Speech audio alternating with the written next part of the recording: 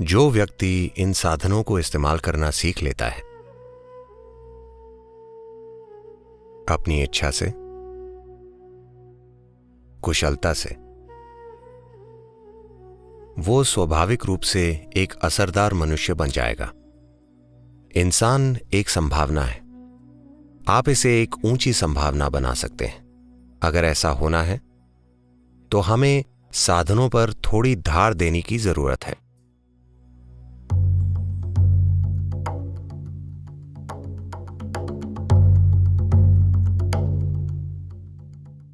साधना पद का मतलब है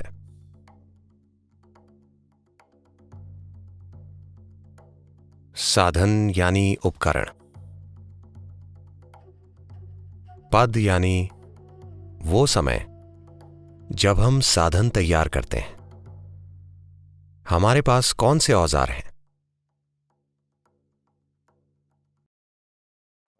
अगर आपका स्क्रू ढीला है तो शायद आप एक पेचकस या पाना लेकर चलें।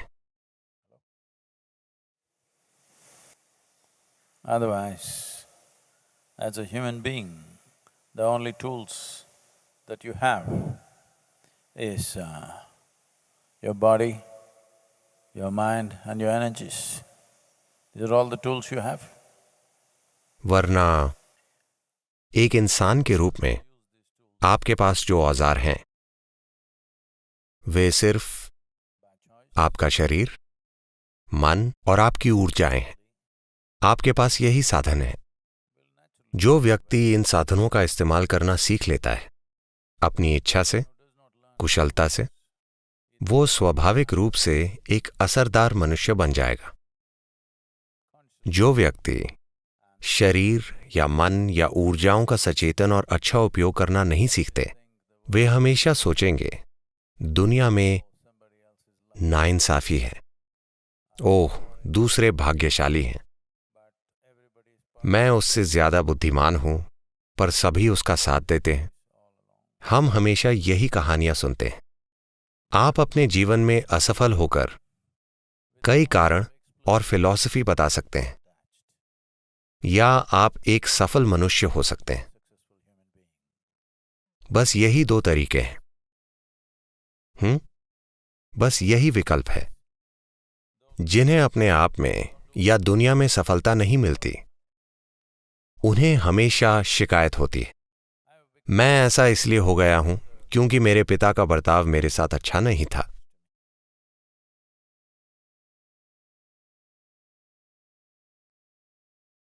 जब आप ऐसे हैं तो वे आपके साथ अच्छा बर्ताव कैसे करेंगे? मैं आपके साथ कठोर होने की कोशिश नहीं कर रहा, पर अगर आप बचपन में ही शैतान और खराब हैं तो आपके पिता दोगुने कठोर और खराब होंगे। मैं उनकी उम्र के हिसाब से कह रहा हूं। हेलो, उन्होंने आपसे ज्यादा जीवन देखा है ना?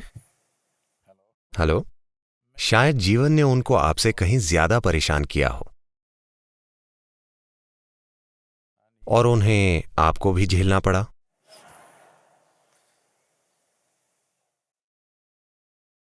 ये एक चीज, अगर आप साधना करना चाहते हैं,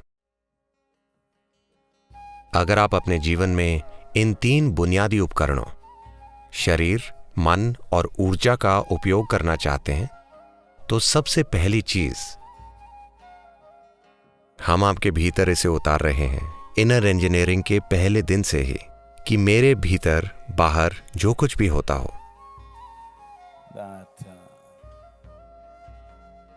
अच्छा होता हो, बुरा होता हो, सुंदर चीजें होती हों, घिनौनी चीजें होती हों, जिम्मेदारी मेरी है।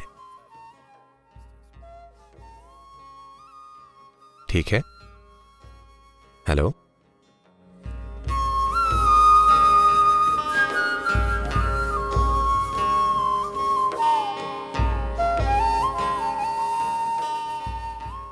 क्या आपने अपने भीतर यह समझ लिया है?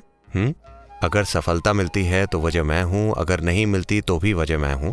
क्या आपने यह समझ लिया है? सद्गुरु, हमें लगा कि यह काम आप हमारे लिए करेंगे।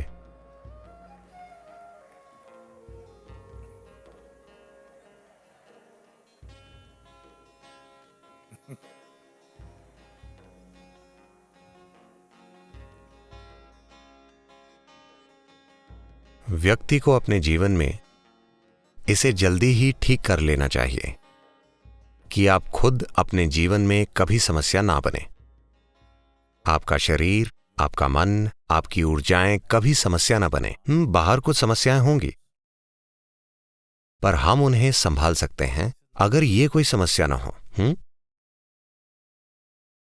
आपके जीवन की हर चुनौती में जब यही एक समस्या होगा तो आप सिर्फ चुनौतियों से दूर भागेंगे।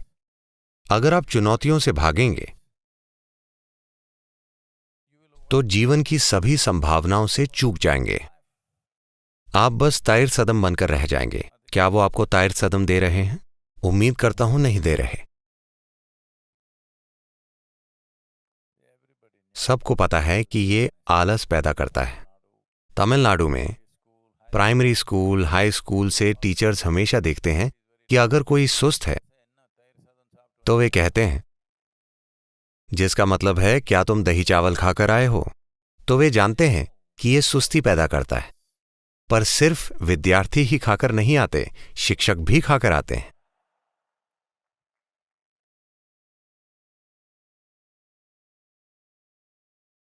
तो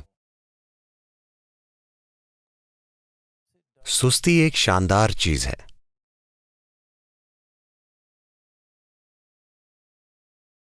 ये कई समस्याओं से बचाती है, क्योंकि आपको यह भी पता नहीं होता कि कोई समस्या भी है। ये देखने के लिए थोड़ी बुद्धि चाहिए कि क्या गलत है। सब कुछ ठीक है। समस्याओं से मुक्त रहने के दो तरीके हैं। किसी ने कहा है, मुझे याद नहीं किसने, पर यह कहा है,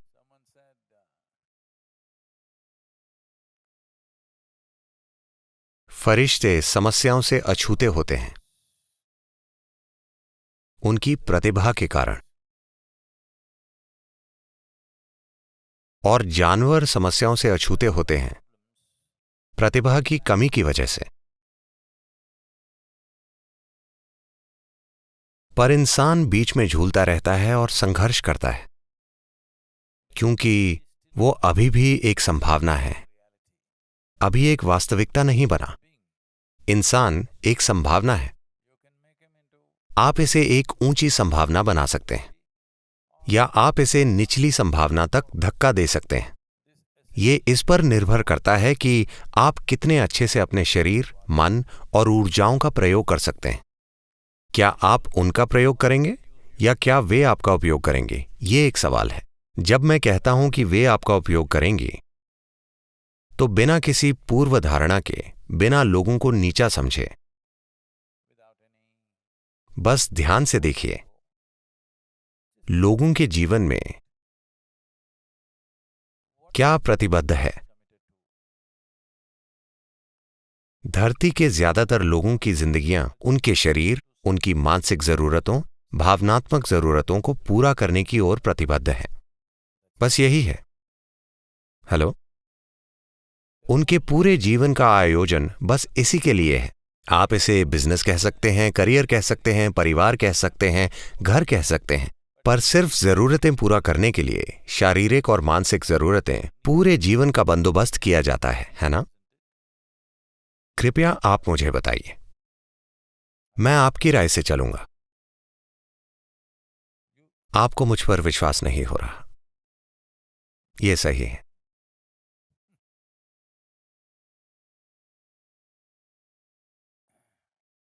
ये शरीर विज्ञान और ये मनोविज्ञान यहां आपकी सेवा के लिए है या आप उनकी सेवा के लिए?